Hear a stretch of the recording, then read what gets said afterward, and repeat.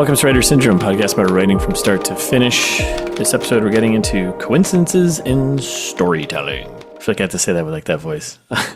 Coincidences in storytelling. Storytelling. That's good. When you use the word storytelling, you have to say it in storytelling. Now adjust your glasses, too. Yes. Oh, okay. Adjusted. Oh, I'm going to take you seriously now. You have to. I'm wearing glasses. We should probably introduce ourselves. I'm Russ, and that is Tim over here, who I'm pointing at, but you can't see that. That's okay. We're here.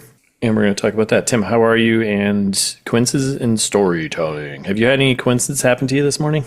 No. Today's been a very rote, boring, straightforward day. I mean, that's why we storytell, right? Yeah. There are times, right, where like I'll be going about my day and something absolutely, like a series of events, unrelated events will happen. And I'd be like, if I wrote this in a story, nobody would believe it because it's too ridiculous. It's too ridiculous. It's too out of nowhere, right? Yes. So how about you? Oh, what's that? You got a stumper? Anything happened to you today? Any coincidences? No, Struck I woke by up. lightning? I wish. That'd be kind of fun. No, I just woke up and kind of had my breakfast and walked around the house. Oh, that's so boring. Everybody's turning the podcast off right now. I just walk around the house, you know. Oh, great. But that's the point, right? That's the point. Yeah, I guess that's life. That's not a story. So coincidence in storytelling. This is, I think, an interesting one. I say that about everything, but whatever. That's fine. I think this is a great one. And because what is story? It's we're getting really into it. What is life? What is life? I guess the thing is, I think this came up because we were talking about coincidences. I came across some article talking about coincidences, and we started diving into it. And then you and I off on the side had chats about like how many is too many, and not really. And it's not something I've ever really thought about in my own storytelling adventures of like, oh, right. Is this all coincidence, or is it okay? And now doing this and looking and reading and researching, you start realizing like, oh, there is like, you need to be cautious. Yeah, I need to be cautious. And it's not like a set number, but as we'll talk about, it's about when and how you use them. Yes. And whether they're logical and have been foreshadowed or whether they're completely out of the blue. And there's a lot of connection to other writing things in your toolbox. Like you just said, foreshadowing, setups and payoffs, right? I mean, those are all kind of fitting in there to make sure that these quote unquote coincidences aren't coincidences. They're actually things that the reader should, somewhat be expecting or be like, oh, that's right. That happened in the first chapter, Right. So just real quick, since I just want to give a shout out to an article that I had read on Writer's Digest by Stephen James, because I feel like he captured this really well. Yeah. And as we're beginning to talk about it, even before the foreshadowing, he says something I think that's really right on point, that the reader's ability to accept happenstance or coincidence, they're way more accepting the earlier it happens. Yes. And they expect it, right? Yes. What is the catalyst, if not some piece of coincidence or happenstance that is breaking our main character out of their life? You know, and setting them on their path. Like we expect that bolt of lightning. We expect that car crash or getting fired or a diagnosis or whatever it is. Yeah. Your wife's building now in LA is getting, robbed by a bunch of thieves. Yeah. And you happen to be a cop from New York. Okay. That's your one. Okay. Move on. And it's interesting because I bring up the beginning because what got me thinking about this topic was that first Jack Reacher book, because it's one of the few occurrences where the catalyst and the happenstance happens early, and I was already just like, what are the chances? Yeah. Because it was too many coincidences piled on top of one for a catalyst. And that one, I remember because we were talking about that one. That one felt like, it's funny because like you think about like the hardness or maybe the sharpness of a coincidence to start a story, which could also be your inciting incident or usually is, right? Yeah.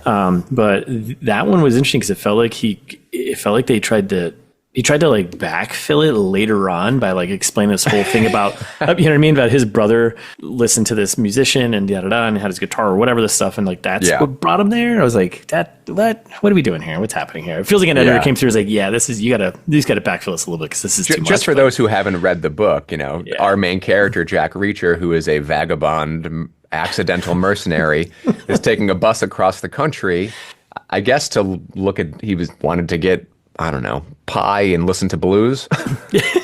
So he gets off at a bus stop a bit outside of a town that happens to be the town that his brother Now, then not only was there a murder in, that his brother was murdered in. Yes. And it's those layers of like happenstance and coincidence that took me out of it right from the start. I was like, what are the chances of him landing here? Not only that there's a murder, but that he is related to the murderer, like to the person who was murdered. The murderee. And that it's his brother. Yeah. I think it was like... Why was his brother there? And why would his brother be into blues from there? Yeah. If he was tracking counterfeiting money from there. And the very loose, rough connection is like this, the blues musician. He keeps harping on that. And it's like, oh, later on he fills that in as like, was that the brother's like hint to like come out? And then if you come out and you find this, you're going to find me dead type of thing. Like it was too much. It was too much. Too much. So it requires a little too much work on the reader. Yeah. And, agreed. But I think that's a great example of a catalyst that's, I think most are based on coincidence, and that one's just a little too much. But usually it's okay. Like the reader's tolerance for use of coincidence is, they're more accepting in the beginning of a book. You expect it. They want it. Yeah, and it's part of that beginning handshake between the author and reader of suspension of disbelief in the very beginning, right? And, you need a coincidence to kind of start things off. You can't just... that's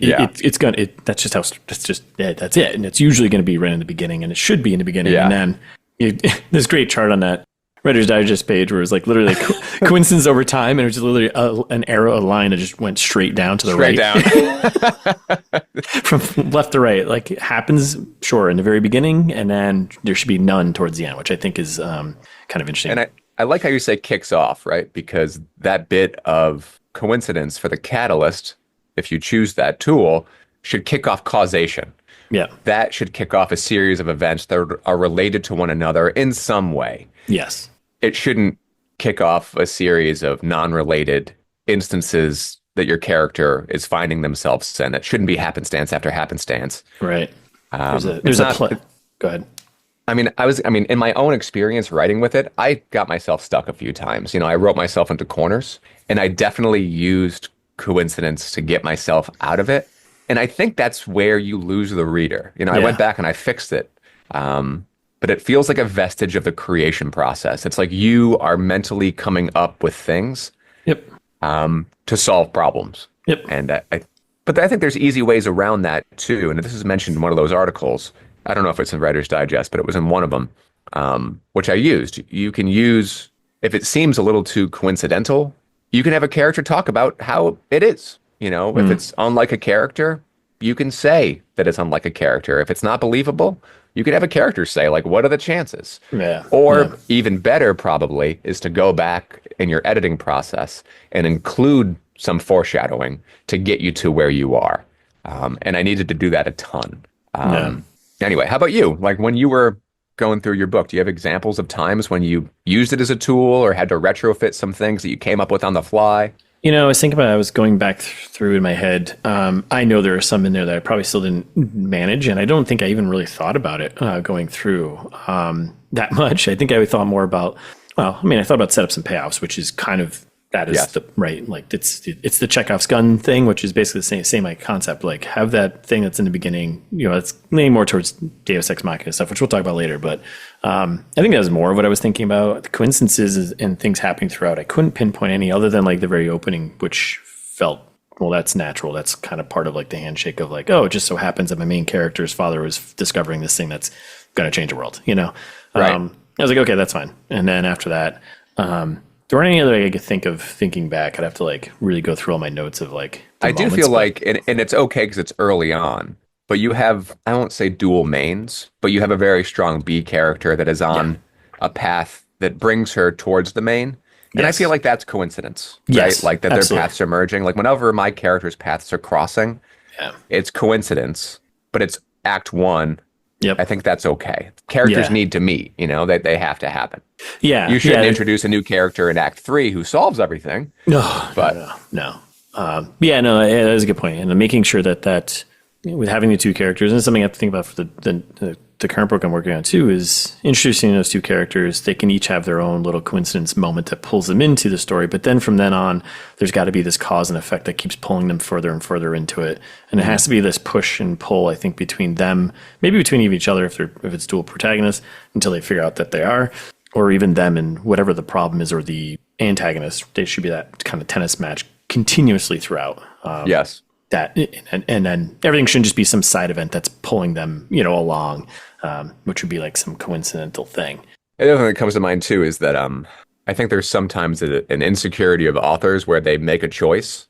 Mm-hmm. I mean, I want to say broadly speaking, readers are relatively accepting. I don't think we often need to justify something too much. Yeah. But there are moments where I think you'll come up with something, act 2, act 3, and there's this impulse to overly explain in that moment how they know how to do the thing. Yes. Yep. And I think not that you shouldn't explain how they know how to do the thing, but it shouldn't all be in that scene. It should be sprinkled throughout in a way subtly. Yep. Right? Like, not to keep harping on Gene Reacher or Jack Reacher, but there's that scene, I want to say it's transitioning into Act 3, where he's just poring over a map and deducing where a character is. Yeah. But then he goes on to explain to the character how he deduced it. And I was like, I don't care. You're Superman. You can do it. That's okay. Yeah. Yeah. It's a little too try-hardy. No, I agree. And I think that's part of that. And if we're mapping this to the beats of Saves a Cat, you're starting with the opening image and you got your kind of theme stated, and there's your inciting incident, and you get your setup like the real world where their normal world, right? Those are that's the moment where you're starting to kind of introduce these character talents they have, maybe that they don't really embrace until the end, but that's the point. Yeah. That's the thing, right? Like, but making sure you can't just have all of a sudden this guy be a karate expert at the end of the movie, and there's no hint of that whatsoever. At the end of the story, you can't be like all of a sudden I'm kicking ass, I'm doing these things. Now I know kung fu. Yeah, now I know. Have to learn kung fu. Yeah. I think I kind of, I think that was something I did a post explanation to actually in my book. Now I'm thinking about it. I mean, not that she did kung fu stuff, but there's a moment in leading up to the climax of mine where Lilo gets involved and she like takes down some guy, and I kind of later on explain it. I don't give a good like previous, this was something she would know how to do. It's not like she kills him. Not like she does some fancy choreographed like 10-minute long fight scene. It's just like I know how to disable somebody and take them down for a moment. And I kind of explain that later on, which is maybe a little cheating. But I think something I'll think about, going forward, of like making sure you does this person know how to handle a gun or a weapon? They can't just all of a sudden be like, Yeah, and is that true to her Arnold character? Schwarzenegger in like the third act because they need to be, Yes. Yep. Yeah, I think of a great point of, I don't know why it just popped in my head, Alien Romulus, right? Yep. I'm just thinking about that movie because that movie went from horror movie to action movie right halfway through, and the whole thing of her like using this, the gun that's going to be in Aliens, whatever. But they explained it really well early on, and I was like, okay, this is believable. It's like this automated it's thing. Like an automatic gun, which is why they can use it. Yep. And they show that how she can use it, and she gets a little bit of training before, and it's not like she's some specialty. But it's funny. That reminds me of cheap or not, but it reminds me of Shaun of the Dead, right? When they're at the Winchester and they are trying to shoot zombies, and they can't because you can't just pick up a gun and learn how to do it. No. But they recall back to when the characters are playing Time Splitters, I think, a video game. And it's like the video game has trained them for this moment. And it's like a little tongue-in-cheek, but it's nice. I think it's nice showing that, one, it's connected, and that's why they can get headshots. And two, initially they couldn't, and there's a lot of sloppiness to it. But it shows that the writer is aware in that moment and along for the ride. Even in comedy, right? You need to have it. Otherwise, But that's the comedy. And if you notice it, I think if you notice it, the reader's going to notice it. So at a bare minimum, mention it. Yep. At a maximum, foreshadow it. But at a bare minimum, mention it. Yeah. And make sure it's along the lines of what the character would do in the character journey. Making sure that none of this stuff happens in the third act. Like making sure that, again, kind of reiterating that. Because I think unless it's like, I have like way too many like bits of accoutrement and paraphernalia that like make their way through the book that need to be used at the end, whether it's like a gun or a knife or a yo-yo or a stuffed animal, whatever it is. These things that kind of make the journey. Chekhov's yo-yo. Chekhov's yo-yo. I mean, maybe an over-reliance. I can't tell if it's just because I know how the sausage was made, but like Yeah. keeping track of these things through the entire book was a chore. Yeah. Absolute chore. Where they Yeah. put them, whether they lost them, whether they got new things, like all that stuff. But if just randomly my characters had these needed items in the moment, that would take people out of it. Yep. Like, Yeah. so I'll say to a fault, maybe I used too many, but I definitely they come from Act 1 and Act 2 all the way through to the end when they're needed. Yeah. Which is, I think, what you want to do. You probably want to have one. If they have a gun, you don't want them to just find a gun. Right. Right. Or if they, whatever, all of a sudden have a magical lock picking skill or something. Yeah. Yeah. Making sure whatever talent skills or even resources they have access to at the end. Yeah. There is a reason for it. There is a setup for that being there, right? I have two instances where I screwed up in my first draft and didn't know how things worked. I wrote about sprinklers and I have a character trying to start a sprinkler. And in my first draft, they start it by trying to blow smoke into a sprinkler. Yeah. And that's not how they work. They are set off by heat. Yeah. But then I just put my stupidity onto the dumb character. And he thinks that's how they're supposed to work. And then somebody corrects them. So I love small little bits like that. I did the same thing with people taking an elevator up to the roof. Guess what? They don't go there. There needs to be machine parts to get them there. Or a utility closet in a way, right? But I have the character being naive, saying, I thought that's what would have happened. I thought this would have been easier. And then I make it a little harder. Well, it's a little bit of character development too by doing that, right? Yeah. You're showing them maybe their naiveness of just the common sense things of the world. But yes, yeah. And I think I have a character say, well, that would have been too easy, and we like things hard. Yeah. As they should be. As they should be. So all this is to say, and in kind of a short, quick thing, but getting to that third act, once you get there, there should be as minimal coincidences as possible. There shouldn't be any, really. There shouldn't be any.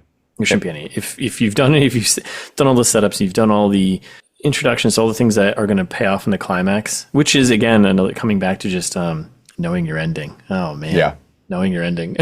Can I say one thing too, though? No, everybody writes differently. Yeah. Right. Some people write with spreadsheets and have things really planned out. Others do that, but then things change on the way. Others just kind of go freeform and don't do anything. I think if it's your first draft, sure. Yeah. Have coincidence, have happenstance, have an ending that comes out of the blue. But as you're editing, solve it, solve it, and go back and fix it. Yeah. That don't beat yourself up because you wrote yourself out of a corner. Just know that during your edits that you'll have to go back. Luckily, we get this chance that the reader doesn't get. We can go back and make our things better. We can improve them. We can adjust the first act. We can include foreshadowing. Because now that we know for sure the ending that we want, not just the one that we kind of imagined and put into a spreadsheet, but the one the characters that you've created and have changed along the writing have gotten there, just go back and make sure that it's believable. Because, like I said, readers want to trust you, but that trust and that suspension of disbelief will vanish quickly, and then they will either not finish your book, or if they get to the end and it's not satisfying, they will leave a bad review at absolute worst. At best, they'll throw the book across the room. I've done that. I've never been driven to a bad review, but people are, and I feel like, especially if you're self-publishing, I think that's your bread and butter. You don't want to mess with that. Kind of before we go further into diving into the third act and the next bit here, how much do you think genre plays a part in coincidences and? Yeah, I think that's a good transition. In having and actually having explanations for some like are there some genres you think that are a little more lenient for having coincidence happen in, they still fall in love, or the fantasy? I think you're right, and I read a bit about that on some of these articles where there's slightly more acceptance in your fantasy sci-fis because it has to deal with. I mean, think of Star Wars. There's fate involved in a way. Yeah. Yep. I still think that. I mean, I think Luke blowing up the Death Star is an example of it done well. It's foreshadowed. We have the blaster scene. We have him with his eyes closed. It's foreshadowed that he can do it. I think the Matrix Revolutions, whatever the last one of the trilogy, that one always stuck in my brain because, one, I loved the first movie when I was younger, and I was really rooting for Reloaded, which wasn't great, but I was like, maybe it's supposed to look bad. Nah. and then getting to their ending, which was completely Deus Ex Machina and not satisfying. It Yeah. made me feel like I wasted my time. Now, a little bit with that one, though, is that, like, I still think it's kind of lazy, and I agree, but a part of that is, like, is that them It's kind of being, like, supposed to be lazy. it's, well, no, I'm saying more of, like, it's, like, this meta of, like, storytelling, and this is, like, they literally call it the Deus Ex Machina, don't they, or whatever, at the end there? Yeah, but know your audience, dude. Yeah, I think it just got, I think it just got lazy towards those last three movies, or two movies, because I think they also just got a ton of pressure on them, and they're probably like, whatever, we're just going to write this stuff, but... Even if it's intentional, right, it doesn't mean that it lands well. No. Definitely agree. So sure, I don't think it's bad intent. I don't think it's laziness, but I feel like that's an idea that you should try to avoid as much as possible. Yeah, don't lean into meta stuff. But I do think you're right. Getting back to genre expectations, that there is some previous expectations that a reader will have coming into the genre. It's romance. I know, like the couple's probably going to get together at the end. They kind of expect it. It's kind of fated. Yeah. If it's a heroic journey, we're kind of guessing how that journey is going to end. If it's a horror book, we think the monster will be vanquished, but there'll probably be a tease that evil lives in some way. Maybe there's a sequel. Right. We got all these things leading up. You get the setups, payoffs, making sure your coincidence happen up front or in the middle, making sure that explanations for character coincidences don't just happen at the end. This sudden knowledge, they have to kind of earn it and or have had it and unlock it, or realize they have this potential, right? That's all part of the whole thing. Now you get towards the end here, and if you end up with these coincidences, you end up with, or something that gets you completely out of writing hell, is the old Deus Ex Machina, which we kind of talked about in Revolutions, right? Yep. Don't do it.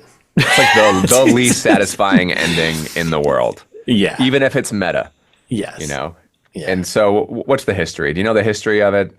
we can do a quick cover, right? So Greek and Roman drama, right? They would actually have a god lowered onto the plays coming down, right? From stage machinery that would just be like resolve the plot or any character issues, or extricate the protagonist from a difficult situation, maybe even right from Miriam's definition: an unexpected, artificial, improbable character, device, or event introduced suddenly in a work of fiction or drama, resolve the situation or untangle a plot. So it's like a god type character or somebody with immense power and control comes in and solves it. And why does that suck?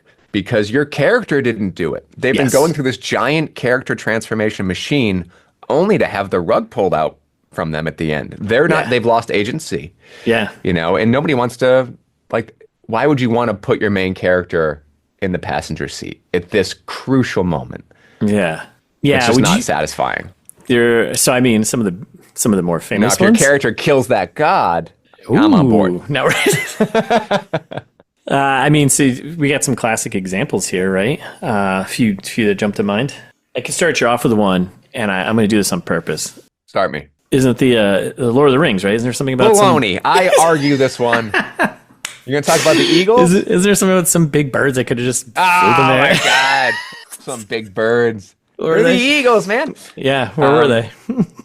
So that's baloney. I completely take issue with this. Okay. One. I knew you would. That's after the climax. It's after Frodo drops the ring in. Okay. It wouldn't matter if Frodo and Sam died on the side of that mountain. Okay. But anyway. ignoring where it happens and how Frodo and Sam and Gollum are filled with agency and give us a satisfying conclusion. The eagles do come in and they save Sam and Frodo when there is no hope.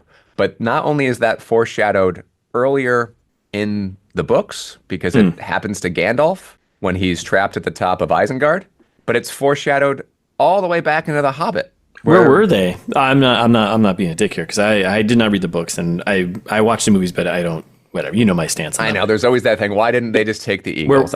Where were they? Though? They're around. They're eagles, man. They're like these godly creatures. So they're giant these eagles. godlike Deus Ex Machina characters. Well, no, because I think the idea, right? So if you understand the books or even the movie, where the idea is that the armies are trying to distract Saruman. Yep. So two smaller things, not powerful things that have been ignored, can sneak in.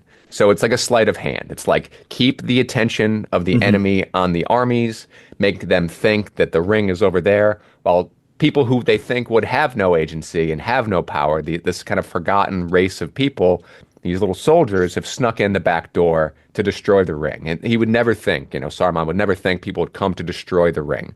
Yep. He would think people would use the ring. Yeah. So they're using that against him. So if you put these characters on big birds and fly them to Mordor, it's just a big spotlight. It's not sneaking.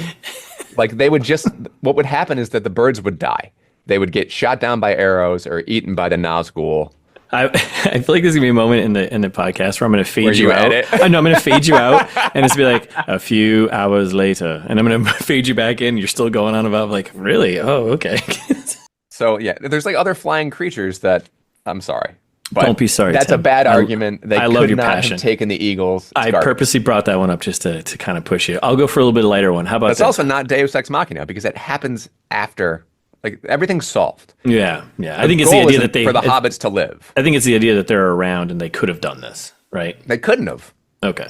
So that's solved. So that's not one. Nobody should make any more YouTube videos about this or post on Reddit. The Eagles could not have brought them to Mordor. They would have died by the Nazgul. I'm going to watch these movies, all three of them for you. And Will I you? will, That would be the best present for me. I'm going to do that for you for your birthday. It's coming up. Are you in going a to watch couple them? months. Yeah. I'll watch you've never watched or read them, right? No, I've watched them. Oh, you have? Yeah. Yeah, I've watched them, but I will rewatch them all, and I will make a decision, which will be the defining decision, and we can end it on Writer Syndrome for centuries forward. And let me say one more thing, and I know I said it before, but the Eagles themselves don't come out of nowhere, like something like a Deus Ex Machina would. Yes, yeah. They're introduced early on, so at worst, they're poorly foreshadowed. But they're foreshadowed. Technically, everyone knows gods exist, right? So it's a possibility. What kind of podcast is this? Anyways, I'm saying the Greeks and the Romans back in playtime. The Greeks and Romans. The Greeks and Romans, yeah. All right, so I'll go for a later one. How about Superman, the original Superman? Time travel. Deus Ex Machina. Zack Snyder? No. Original Superman. When he decides to just joking. He just decides to spin the Earth backwards. Yeah, when he would murder the entire planet if that basically happened. wiping out the third act entirely. Yeah, is that a the Deus first Ex? Superman that happens? I think it is. Yeah, Superman. I think so. And anytime you introduce like some time travel baloney, which is why I think that all of this multiverse stuff lands like a lead balloon because there's no stakes. There's no stakes. If you can reverse time, or there's infinite universes, or you can jump universes, or dead characters are happily existing somewhere else. Sure, they're different versions of the character, but for the audience, they're the same character. There's no stakes. So yeah, if Superman's flying backwards around the Earth, somehow manages to not create tidal waves and kill everybody. Some new talent we know about he's got that he can just do this. Yeah, I mean, that's ridiculous. Yeah, that's I got a couple more for you. This is kind of fun actually. Wizard of Oz. How do you feel about that? Just click on your red shoe. She could have done it any time throughout the entire story. Is it just the knowledge for knowing that she could have done this? Yeah, but her goal isn't to go. Well, I guess her goal is to go home, but her real goal is to kind of, help her friends, right? Yeah, but her getting out of the situation, she just clicks on her heels and she's home. And on top of that, it's all a dream. How does that make you feel? Is that Deus Ex Machina, or is it just the first multiverse? Or is it just terrible? I got a couple more. No, I think this. I don't know if it's Deus Ex Machina, but I don't know. What about End of Raiders Lost Ark? Because this is always a big argument of like India had no impact on the plot, right? And at the end, if he wasn't there, they were still going to open. They were still going to die, and literally God kills the Nazis. Is that? Oh, interesting. Yeah, I think if God kills the Nazis, and if India has no impact on that happening, sure, he really doesn't, right? War of the Worlds. How about that one?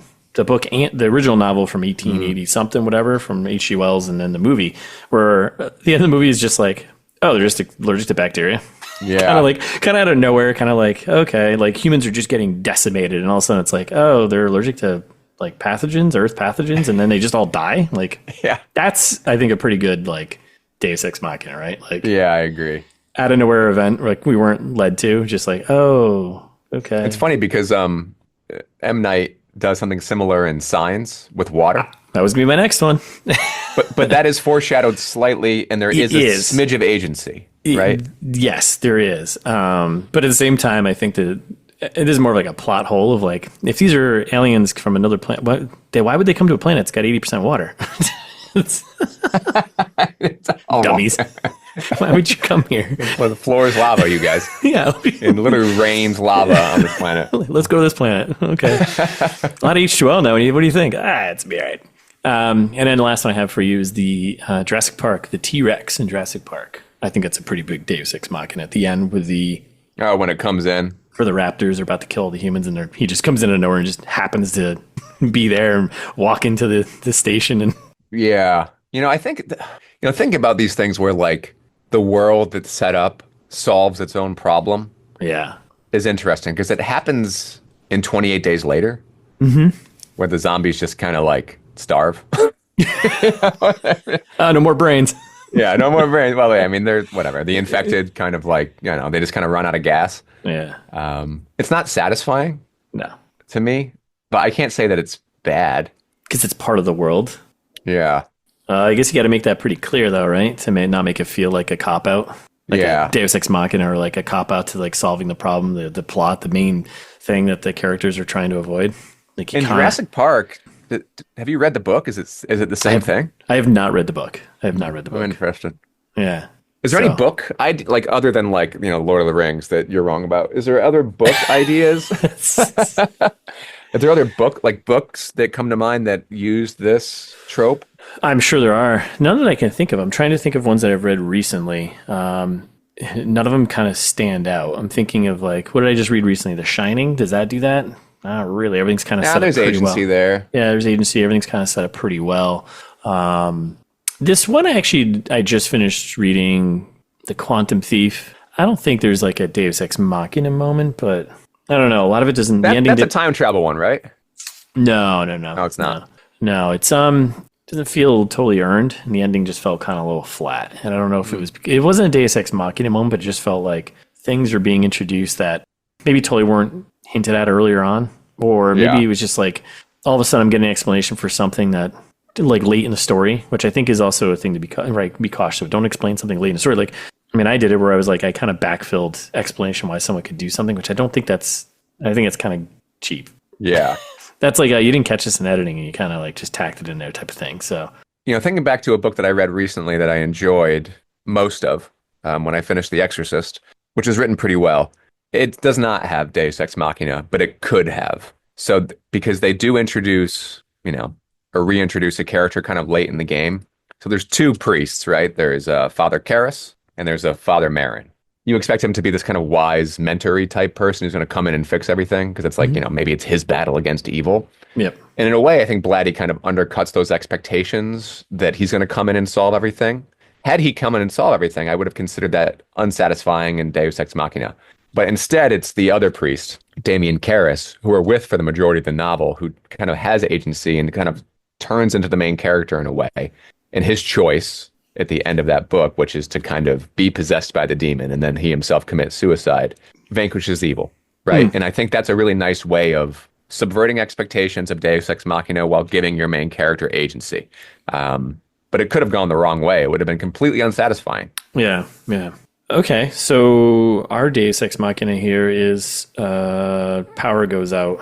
Or no, that would just be a coincidence? Power goes out and we can't keep recording and we're done with the episode? Maybe if we both have heart attacks. No one saw our health charts. Like, I think they would figure that out. Like, middle-aged guys, they probably drink and eat too much red meat. Well, no, that's not true. You're clean. You'd be all right. For better and worse, books and movies are not life. So, yeah, things happen out of the blue, and life isn't satisfying. But your fiction,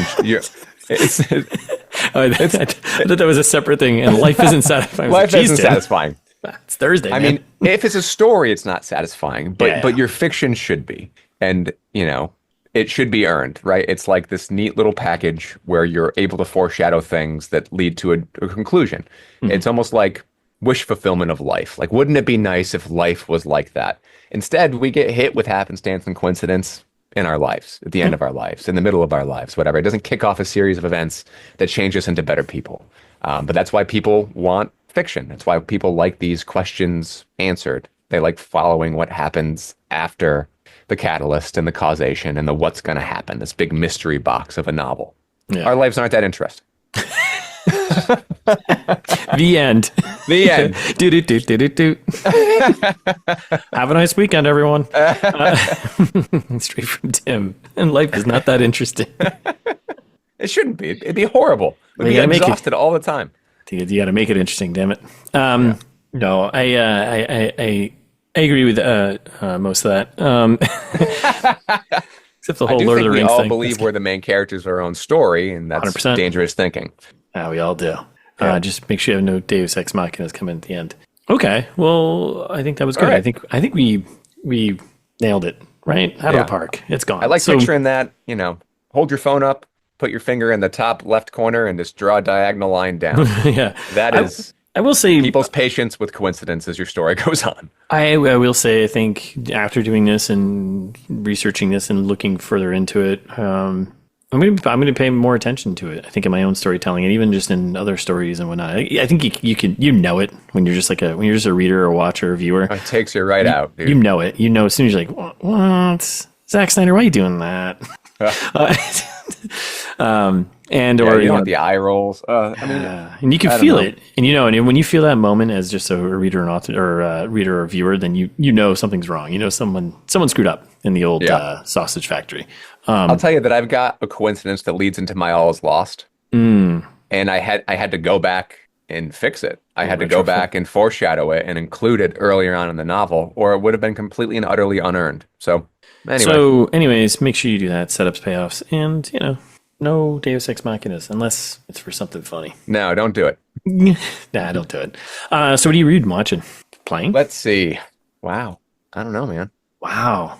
You want me to go first so you can think about it? Yeah, you go first. Okay. Whew. That threw me off. Now I'm thrown off. What am I reading? What am I doing? Did I do anything? Have I done anything in my life? We just met. So, science and storytelling, I'm still reading. That's right. Yeah. And then I'm watching Squid Game 2 with my wife and kids. I never watched the good family adventure. To gamifying death. Yeah. Talk about a movie that has a really a show that has a really uninteresting B story, and they just over-explain everything that's happening all the time, like all the time.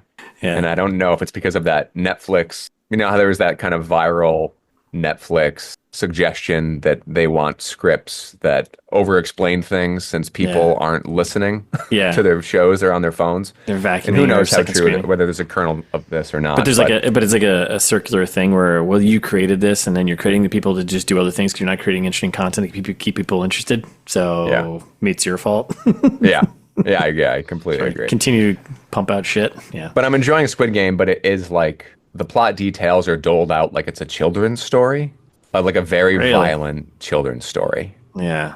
So it's actually relatively easy for my kids to follow because of that, even though we're watching it with subtitles, even though there's a pretty terrible dub. But my wife and I are like gritting our teeth, looking at each other like, oh my God, when will they stop with this exposition? We know this already. Yeah, that's interesting because I also have a similar thing. So I'll go through the reading side. So I finished that Quantum Thief by Hanu Ryanemi. It was fine. I enjoyed it. There's it's part of a trilogy because, of course, and I don't know if I'll go back to it. World building was interesting. Kind of reminded me a little bit of Stevenson or Gibson or something. Is this the first in a trilogy? Yeah. Was it a satisfying conclusion? Well, I kind of touched on earlier. Kind of. I think. Not really. That's right. You said. I don't know. Not really. I don't know. I just felt like. Is it because it's teeing up the other books? Well, no. It does. It does wrap in its own, casing, and then there's a little bit of an epilogue that kind of tees up more to the world and more that's going to happen. Okay. I don't know. I just I felt like things just kind of felt a little rushed and just felt like, okay, I don't know, whatever. So anyway, that's done. Halfway through The End of Eternity by Isaac Asimov, one of my favorite time travel books. Oh, yeah. It's a great book. Yeah, I'm enjoying that one. Halfway through, just wanted to reread it because I haven't read it in a long time. Funny to go through it now and be like, wow, this book was definitely written in the 60s. It's like there's a female character and it's kind of like a love story of this guy who's classic, I can't talk to a woman thing. I'm terrified of her and why is she here? She shouldn't be working here kind of thing. And she doesn't really have a lot of agency. She's just kind of there as the object. So he's like a simp. Yeah, basically. Halfway through that one. I am halfway through The Hunger of the Gods. I am destined to finish. You're not going to. Just give it up. Stop reading it. I'm finishing this month. I'm finishing it this this month. Use it as a paperweight. Mark my words. What do we got? The next time we record, in 2 weeks, I'll make a half promise that I'll finish by the next time we record. Half promise. What is that worth? That means half. I'll get a quarter way through. You know what you need? You need a Deus Ex Machina. You need somebody just to come in and read that to you. Yeah, I need someone to drop off the Cliff Note books for me. I started The Old Man by Thomas Perry because I'm also watching the show. Kind of falls back into my genre thriller. I'm not familiar. Is it Jeff Bridges? Yeah, Jeff Bridges on FX. So I started the book. I'm only like a chapter 2 into it. I was kind of reading it as I'm watching it. And so leaning into the watching, that's the only thing I'm watching is The Old Man. I've watched like 3 episodes. Really predictable things are happening. But this is kind of coming back to what you're saying with the Squid Game thing. Like, I think I said this last time. There's a lot of exposition, a lot of explaining of how badass he is. And they keep doing it. And I'm like... So a lot of telling and not showing. Yeah, a lot of it. I'm like, man, is this where we're headed? Because like you said, there's like the second screen and people not paying attention. Like, you got to reinforce this stuff throughout just so people who chime in every once in a while like, oh, yeah, he's badass. It's just like total brain rot where like, I don't know. They should know that those audiences don't care anyway. You know, it's just like, it's like watching, it's like being in a bar and having a TV on and just looking at it flash at you. It's just a bright light. Yeah, like they could have cut so much from like these. And I also wonder if it's just like hey, here's your package deal. We need 2 seasons. We need 9 episodes. Each one needs to be 45 minutes. And you hit your mark. I think like there's a meat grinder kind of sausage making kind of factory-esque of the storytelling here, where then you're drawn into like all this exposition. I'm like, you know what you could have done? Jeff Bridges, he's like a 70-year-old man, whatever. You could have had him just kick the shit out of 2 younger guys. And been like, whoa, now I'm interested. How does he know how to do this? How is he? And I'll give him one thing is like, yeah, he's a 67-year-old guy in the movie, or a 60-year-old guy. He gets his ass kicked. Like it's not like he's just like, wah, we're done. He's like, no, he's getting brutally beat up. So it's not like he has to earn it. But they kept saying. I'm like, well, he's going to win this. He should win this, I guess. But I guess he's an old man, so maybe he shouldn't. But it's like, just have him go through it. Well, there's that plot armor, right? And then it becomes no matter how much you beat the character up, if it's the main character, the stakes are low. Yeah, and it's still happening through the 3rd episode, and there was like a kind of a thing like I knew what was coming. I like saw it a mile away, and I was like, oh yeah, that character is definitely this character. I know what's going on here. Yeah. So a lot of exposition, a lot of explaining. I'll tell you, man. Like we've talked about this before, but I like Jeff Bridges though. I like Jeff Bridges. we're being like slightly duped. Like remember there was like the promise of like TV was getting better. You know, there's The Sopranos and The Wire, and you know, Lost to a lesser degree, and it was like, wow, what's TV going to be like? And now it all has this movie sheen. It all looks like a film, but it's written terribly and it's paced terribly. Yeah. It's just like they start strong and then there's this boring, distended middle to an unsatisfying conclusion on a cliffhanger to get you to tune in next season. It's just like it all feels like a complete and utter waste of time. Like the audience's time is not being respected through this. We're like... No. Instead, we're trying to be like tricked and marketed to subtly instead of like being told a story that can affect any kind of, you know, change or introduce a new perspective to you or a new situation. It's just like, it's this absolute junk food. Yeah. That looks like a, you know, steak dinner and it's terrible. I used to be the type of person who, like, once I start a show, I was like, you know, I'm going to see it through the end because I want to just see how this goes, even if it's bad. Like, I'll, you know, but now I'm like, I could be doing something better. I could be writing. Yeah. Well, or honestly, like going to a movie, like, or, you know, like go to I feel like I was so into long form storytelling. I was like, oh, I can get so much more done. The characters are changing. You know, you can do so much more with a Breaking Bad than you imagine if Breaking Bad was a 2-hour movie. And now with the type of content that's coming out, I'm like, I would much rather watch a 2-hour movie than any of these like Apple TV, AMC Plus, HBO Max, whatever the garbage is. Like next streaming service. It's also few and far between when something good sticks out. Like you'll have like for every one Severance, you'll have like 100 Silos. No offense. Gonna say that. I don't even like. I mean, I like Silo. I wasn't saying it was great, but I liked it. It kept me in. But that I was just trying to think. I was like, what was the last show I actually watched really through? And I was like, okay, I enjoyed that. Probably was Silo. I don't know. Like I started The Penguin. I'm not even going to go back to it. I don't have any interest. I mean, I've got Disney Plus again. I don't even know why. I don't want to watch any of the Marvel, Star Wars things. It's just nothing. There's nothing there. They're hollow. I mean, at this point, it's like, could AI do better? Oh, jeez. Yeah, it really confused us. What? But it couldn't. I mean, it's just because these are coming from writers' rooms of, you know, underpaid writers that are like, you know, there's 15 people and there's like an overarching plot structure that they need to stick with, you know, to sell toys and sell ads. It's just terrible. Whatever. All right. No, we All got our garbage. consumerism, capitalistic thoughts out there, right? We're good. We're good. We're All right. good.